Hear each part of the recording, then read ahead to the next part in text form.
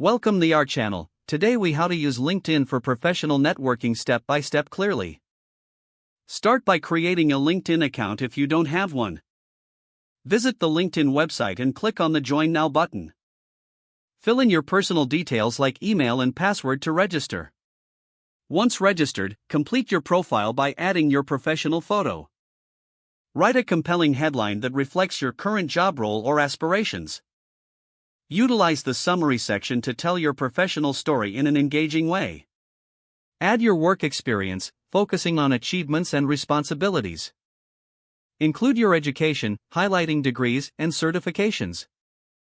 Next, make sure to showcase your skills by adding relevant keywords. Seek endorsements for your skills from colleagues and professional contacts. After setting up your profile, start connecting with others in your industry. Search for former colleagues, classmates, and industry leaders to invite. Personalize connection requests with a brief message explaining why you want to connect.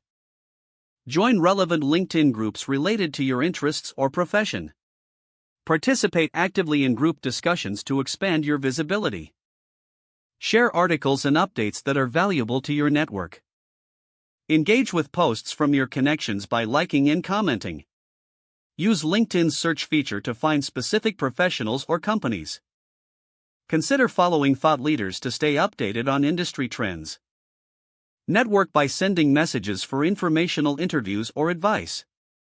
Take advantage of LinkedIn events to connect with professionals virtually. Regularly update your profile as you gain new experiences or skills. Monitor your LinkedIn notifications for interaction with your posts and messages. Remember to maintain a professional tone in all your communications. By actively using LinkedIn, you can expand your professional network effectively. If the page does not load, refresh the browser or try again in a private or incognito window.